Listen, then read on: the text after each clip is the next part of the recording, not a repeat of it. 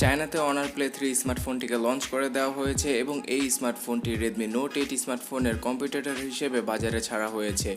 Chinese মার্কেটে এই ফোনটির 464 ভার্সনের জন্য দাম রাখা হয়েছে 1000 ইউয়ান, যেটা কিনা বাংলাদেশি টাকায় কনভার্ট করলে 11,800 টাকার মতোই পড়ে।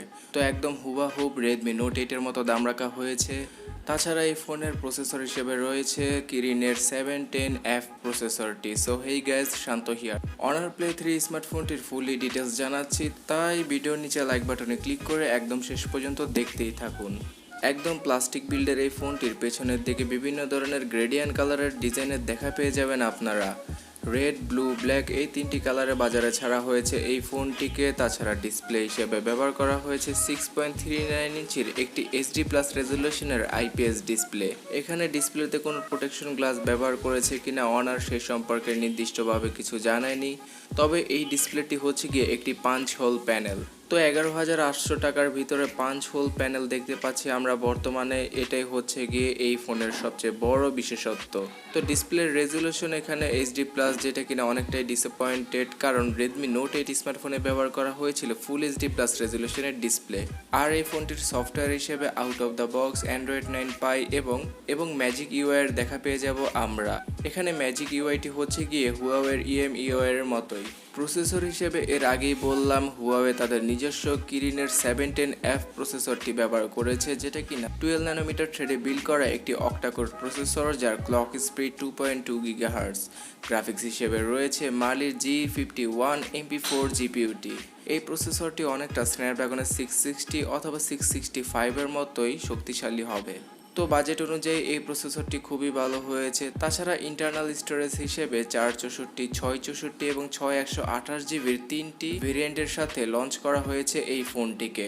মাইক্রো এসডি কার্ডের সাহায্যে আরও 1 টিবি পর্যন্ত মেমোরি এক্সপেন্ড করা যাবে, তবে সেটা হাইব্রিড সিম স্লটের মাধ্যমেই করতে হবে। তো এবার ক্যামেরা সেকশন সম্পর্কে আলোচনা করা যাক, তবে তার আগে অবশ্যই এই চ্যানেলটিকে সাবস্ক্রাইব করার পরে পাশের বেল আইকনটিতে ক্লিক করে রাখবেন যদি আপনি না করে থাকেন। বর্তমানে যেটা ট্রেন্ড চলছে, অর্থাৎ 48 মেগাপিক্সেলের রিয়ার ক্যামেরাই ব্যবহার করা হয়েছে এই ফোনটিতে, যার অ্যাপারচার f1.8। তাছাড়া 2 মেগাপিক্সেলের একটি ডেপথ সেন্সর এবং 8 মেগাপিক্সেলের একটি আলট্রা ওয়াইড ক্যামেরাও রয়েছে এই ফোনের মধ্যে। তবে এখানে একটা জিনিস ডিসঅ্যাপয়েন্ট করতে পারে আপনাকে, সেটা হচ্ছে গিয়ে 4K তে ভিডিও রেকর্ডিং করা যাবে না এই ফোনটির মাধ্যমে। আমরা জানি হুয়াওয়ে তাদের বাজেট এবং মিড বাজেট ক্যাটাগরির ফোনে অনেক ফিচারগুলোই বন্ধ করে রাখে, অর্থাৎ দেয় না সহজে। তো এর ক্ষেত্রেও তাই হয়েছে। তাছাড়া সেলফি ক্যামেরা হিসেবে মাত্র 8 মেগাপিক্সেলের একটি সেলফি ক্যামেরা ব্যবহার করা হয়েছে। আর সেলফি ক্যামেরা দ্বারাও 1080p রেজলিউশনের 30fps এর ভিডিওগুলো রেকর্ড করা যাবে। তো এই জায়গায় রেডমি নোট 8 অনেকটাই এগিয়ে থাকবে, কারণ রেডমি নোট 8 এর রিয়ার সাইডে ব্যবহার করা হয়েছে কোয়াড ক্যামেরা সেটআপ, আর ফ্রন্ট সাইডের সেলফি ক্যামেরাটিও বেটার হবে অনার প্লে 3 স্মার্টফোন থেকে। এবং এই ফোনটিকে পাওয়ার ব্যাকআপ দেওয়ার জন্য 4000 mAh এর ব্যাটারিটি ব্যবহার করা হয়েছে, যেটা কিনা ফাস্ট চার্জিং সাপোর্ট করে না, অর্থাৎ এই ফোনটি শুধুমাত্র 10 ওয়াটের আউটপুটই সাপোর্ট করে। তো অ্যাজ ইউজুয়াল 4000 mAh এর ব্যাটারি চার্জ হতে 2.5 ঘন্টার উপরে সময় লাগতে পারে। আর সিকিউরিটি হিসেবে ফোনটিতে রয়েছে সফটওয়্যার বেস ফেস আনলক এবং ফিজিক্যাল ফিঙ্গারপ্রিন্ট স্ক্যানার। এই ফোনটির আরও একটি দিক আপনাকে ডিসঅ্যাপয়েন্ট করতে পারবে, আর সেটা হচ্ছে গিয়ে মাইক্রো ইউএসবি পোর্টটি ব্যবহার করা হয়েছে এর চার্জিং পোর্ট হিসেবে। সো ওভারঅল দেখা যায় যে ফোনটি ঠিকঠাক রয়েছে, কিন্তু রেডমি নোট 8 এর তুলনায় এই ফোনটির ভিতরে অনেকগুলো ফিচার আমরা মিস করব।